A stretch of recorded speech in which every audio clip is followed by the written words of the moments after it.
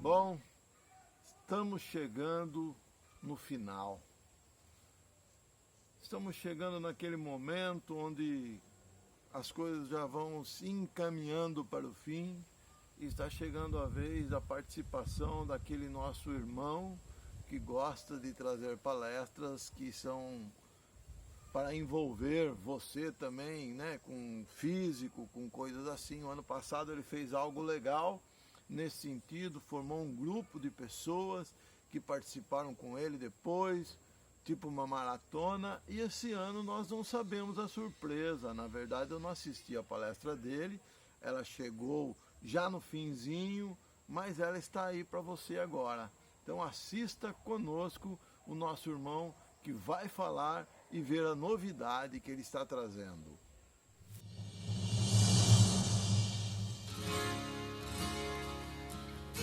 Queridos irmãos do Brasil, estou muito grato que este ano novamente eu posso falar, este acampamento jovem,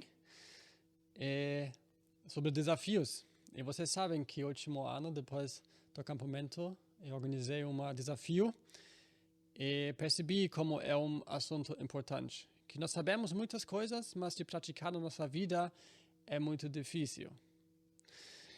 Então, eu sou pai, eu sou marido, e assim eu tenho muitos desafios na minha vida. E quero encorajar vocês pelo meu exemplo e quero falar claramente que é só exemplos da minha vida, desafios da minha vida. Cada tem vários desafios e cada tem que encontrar o próprio caminho de andar com esses desafios. Dica para vocês: quando vocês pensam sobre isso, faz um objetivo que você sabe ao longo prazo o que você quer mudar, o que você quer alcançar, e também ao curto prazo. Por exemplo, quando você quer ler a Bíblia em um ano, divirta aquele objetivo em pequenas, que você lê cada dia 3 capítulos, ou em uma semana 21 capítulos. Então você está feliz depois e grato, e você pode olhar para trás e pode ver que você cumpriu o seu objetivo. Nós falamos muitas vezes, nós pensamos sobre outras pessoas e nós temos uma imaginação como deve ser, como é perfeito. Mas poucas vezes nós começamos de mudar a nossa rotina, de mudar a nossa vida, de começar de tratar o assunto e sobreviver ou viver juntos como desafio. A primeira grande desafio da minha vida é o tempo. Agora eu tenho menos tempo do que antigamente, do que a época quando eu era jovem. Agora eu tenho de cuidar da família, e a família precisa muito tempo. Pequeno exemplo: quando nós fazemos uma viagem e preparamos as malas e o carro, antigamente, em 15, 20 minutos, eu estava pronto. Agora nós precisamos meio dia ou dia total até estarmos prontos para viajar. Nós temos que pensar muito o que nós precisamos quando estamos onde nós queremos ir para preparar já tudo antes. Então, o que fazer? A única opção que eu tenho agora é de levantar cedo. Mas eu não sou sozinho com isso. O Senhor, antigamente, ele também levantou cedo. Em Marcos 1, versículo 35, está escrito: e levantando-se de manhã muito cedo, fazendo ainda escuro, saiu e foi para um lugar deserto, e ali orava. O Senhor Jesus, ele praticava de levantar cedo, quando estava tranquilo. Então ele poderia fazer as coisas que foram importantes para ele. O que é importante para você? O que você quer fazer como o tempo que você tem agora a mais? O Senhor, ele orava. O que são as suas prioridades? Você tem mais tempo quando você quer. Aprende já de levantar cedo. O segundo desafio da minha vida é o estresse mental. Quando você tem menos tempo e quer fazer a mesma quantidade, então você tem mais estresse. Assim, é também um fato, mas você tem que agir com isso. Vamos voltar para o primeiro ponto. O Senhor, Ele usou esse primeiro tempo do dia para descansar e para orar. E assim, na nossa vida da cristã, nós temos a possibilidade de orar. Orar está no lado de vida prática e ler a Bíblia, as grandes coisas da nossa vida cristã que nós podemos praticar. E oração é muito boa para nosso mente. Muito bom de pensar e meditar juntos com o Senhor Jesus sobre a sua vida, sobre as suas prioridades. Isso eu falo muitas vezes, essa palavra prioridades, porque isso é uma chave de saber o que está importante para a minha vida. Quando você sabe que as suas crianças e a sua esposa está muito importante, então você também tem mais entendimento que você tem que usar tempo para cuidar deles, cuidar espiritual. Então você tem menos estresse. Você pode deixar outras coisas. E na oração dá também alegria e felicidade no Senhor. No Marcos 10, versículo 14, nós lemos: Deixai vir os meninos a mim. O Senhor Jesus falou isso em uma situação onde ele trabalhou todo dia. Então vinham as mulheres com as crianças e queriam que ele abençoasse as crianças. Mas os discípulos falaram: não, deixa o Senhor descansar. O Senhor estava cansado. Mas mesmo nessa situação, ele serviu a Deus enquanto ele abençoou as crianças. Assim, quando estou muito cansado do trabalho, eu volto e as crianças esperam que eu leia uma história para eles. Então eu não posso falar não. Eles precisam daqueles alimentos espirituais. Então eu preciso treinar isso que mesmo eu estou cansado de servir a Deus. Então você também, quando você se sente cansado, faça mesmo o que Deus quer. Ele vai dar força para você. Quando, por exemplo, você está cansado, não quer ir para a igreja, ou você está cansado porque você não quer fazer o serviço com as crianças. Então pensa que o Senhor também era cansado, mas Ele fez. E depois você vai ter uma alegria e bênção profundo que você pode desfrutar. O desafio número 3 para mim é a preocupação. Eu tenho preocupações da minha vida como pai e marido.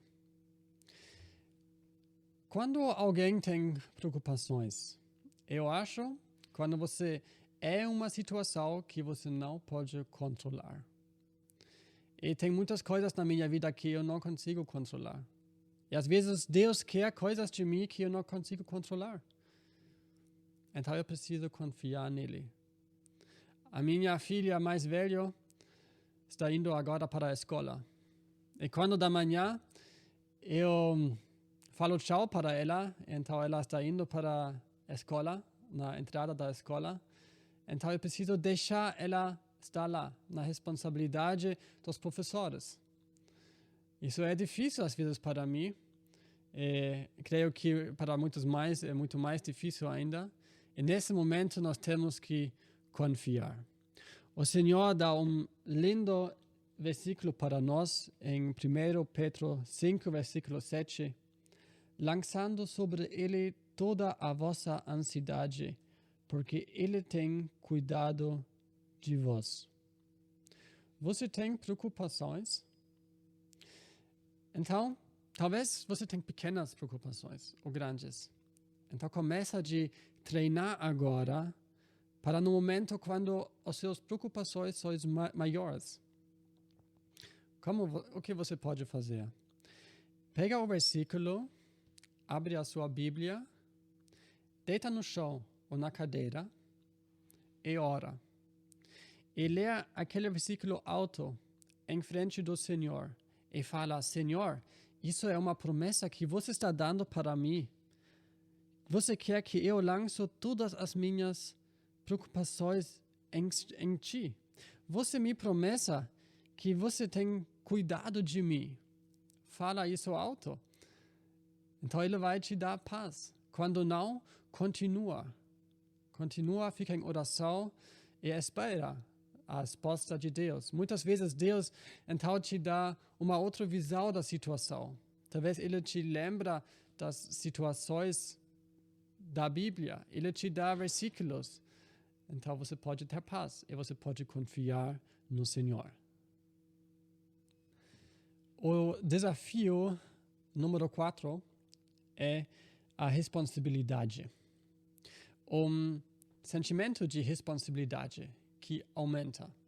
Quando eu penso na minha juventude, eu tinha só responsabilidade para mim, mas agora tenho responsabilidade para minha esposa e as crianças. E também as responsabilidades na igreja ou no trabalho aumentam.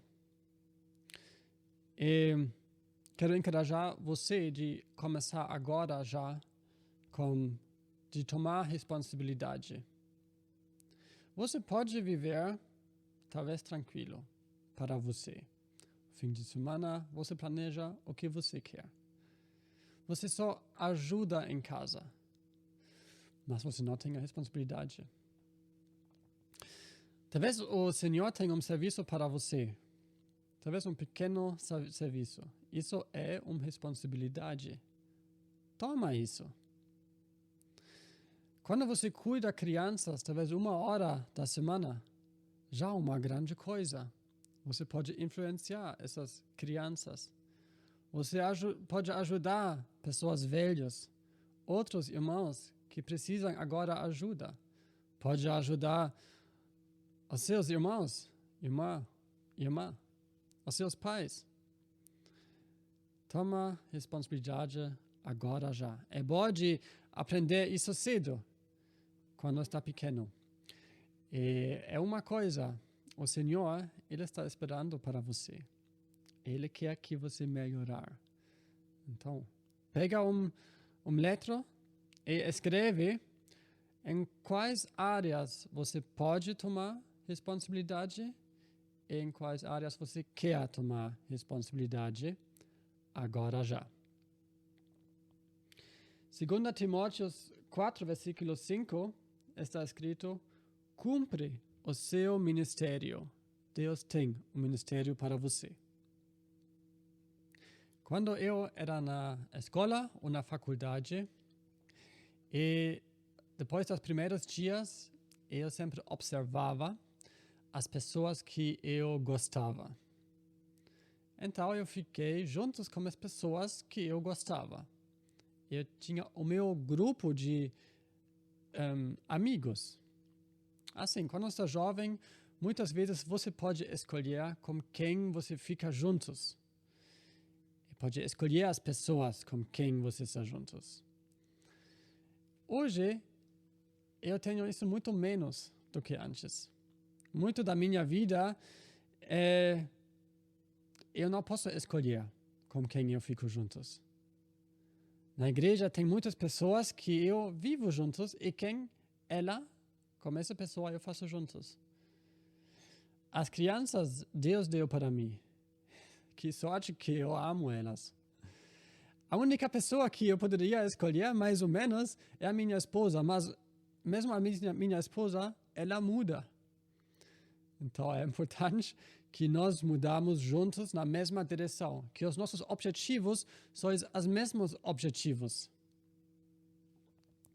O que significa isso para você? Quando você tem o seu foco muito de ficar com as pessoas que você gosta só, você só pensa em você. E talvez não é a melhor coisa para você. Coloca no foco na vontade de Deus. Então Deus vai te dar pessoas no seu lado como valor especial. Talvez você está juntos em serviço para ele como uma pessoa que no primeiro momento você não gosta. Mas então depois de um momento você descobre que lá tem valor profundo, que tem amor especialmente para Deus. O apóstolo Paulo, ele escreveu uma carta para Romanos. E lá ele escreveu em Romanos 1, versículo 12, isso é para que juntamente convosco eu seja consolado pela fé mútua, assim vossa como minha. O apóstolo Paulo também precisava motivação, ele também precisava consolo. Ele sabia, quando eu estou juntos com os romanos, então eu vou ganhar consolo. E eu posso dar consolo para eles. Significa que quando nós estamos com pessoas, nós influenciamos um do outro. Tem um efeito. Cada contato que nós temos com uma outra pessoa tem um efeito da minha vida. Por isso, faça uma lista das pessoas com quem você fica juntos. Com seu grupo de amigos. E faz notações. São amigos que me ajudam espiritualmente? Sim ou não? Que roupa eu coloco? O que eu faço hoje? O que eu faço nas férias? Estudar ou jogar? YouTube ou ler um livro? Que profissão eu estudo? O que eu creio? Onde eu moro? Com quem eu devo reunir? Com quem eu caso? Você já sabe qual é o próximo desafio? É as decisões. Que mais jovens estamos, as decisões são pequenas. E que maior nós ficamos, as consequências das nossas decisões são maiores. Agora eu preciso decidir para meus filhos, para minha esposa ou para a família. Outras pessoas são envolvidas nas minhas decisões.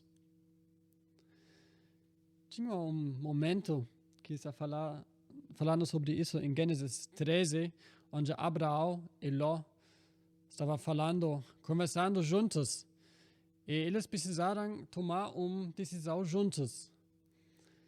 Então o Ló estava olhando a paisagem bonita lá na cidade onde tinha vida. Não estava até diante lá.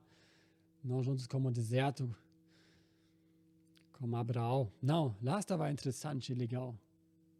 Isso estava a motivação dele. Uma vida melhor e mais simples, mais interessante. Ele não perguntou o Senhor antes. Ele não perguntou Deus antes. Então a conversa estava pronta e Deus conversava com Abraão. Então ele mostrou o bênção que ele tinha preparado para Abraão. Quando você faz as decisões juntos com Deus, ele vai abençoar você. Talvez no primeiro momento parece tediante. Ler a Bíblia é tediante. Não quero isso. Então você começa a ler a Bíblia.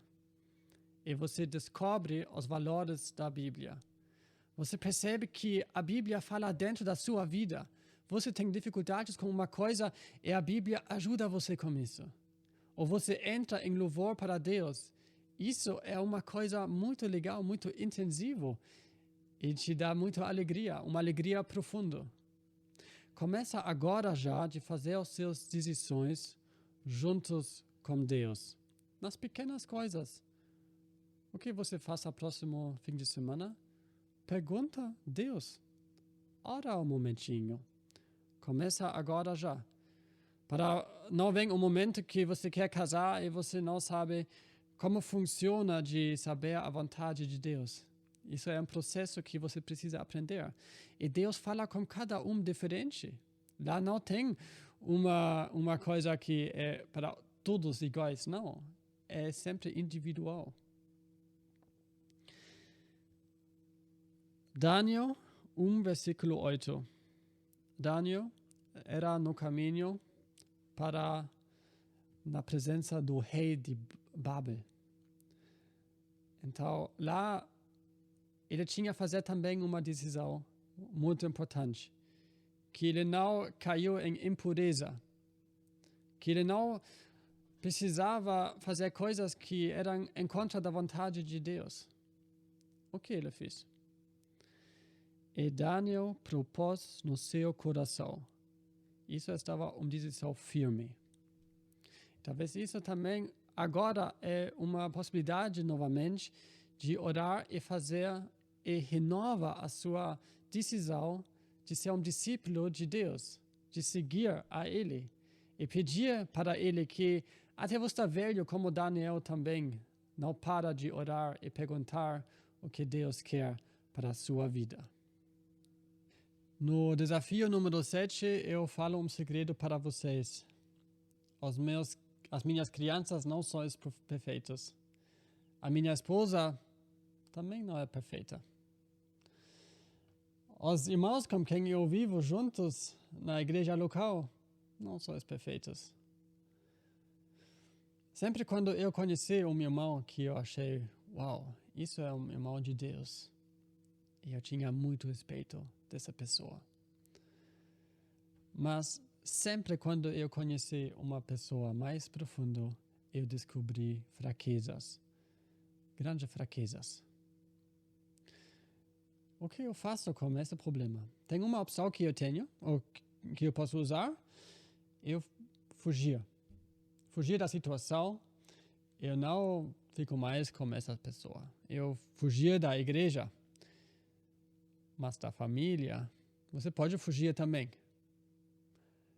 Eu só falo que isso é a resposta à decisão errada que você dá. É melhor que você já comece a treinar, de ficar nas conexões que você tem. Claro que quando são as conexões que levam você para o mal, que você não pode ficar mais para a honra de Deus, então você tem que fazer uma outra coisa. Mas fraquezas, por exemplo, na igreja, você encontra em todas as outras igrejas também. E sobre a família, Deus não quer separação. Deus quer que você fique onde você está. Então, o que você faça?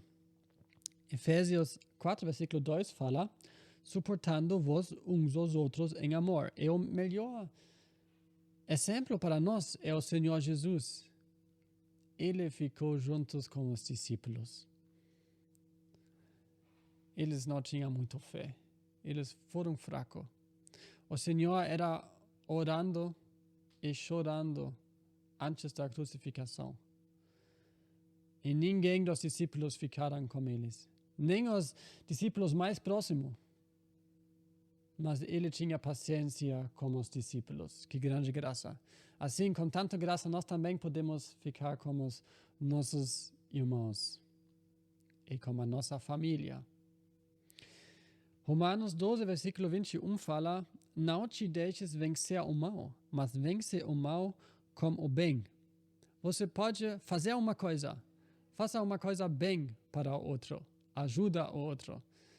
Então, você vai ter uma chave para aguentar as outras pessoas.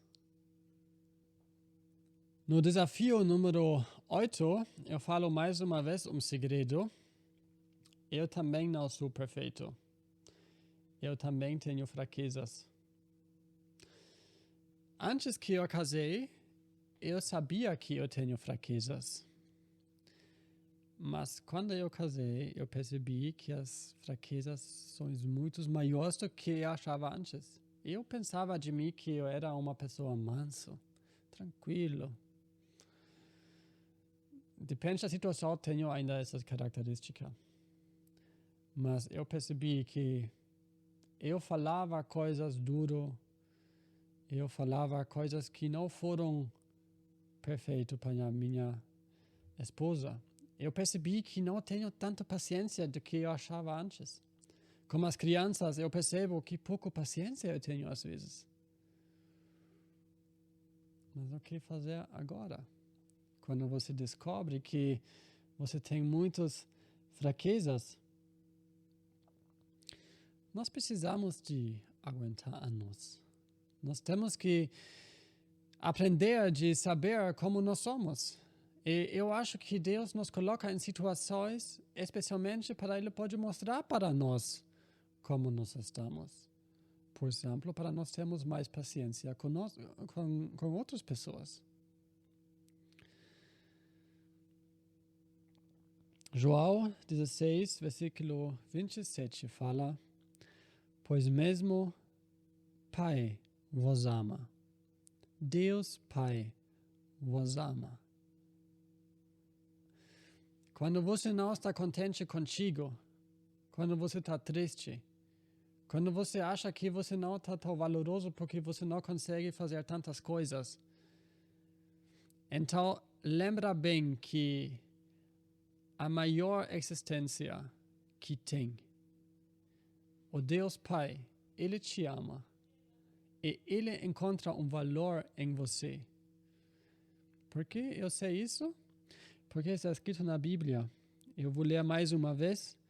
Pois o mesmo Pai vos ama.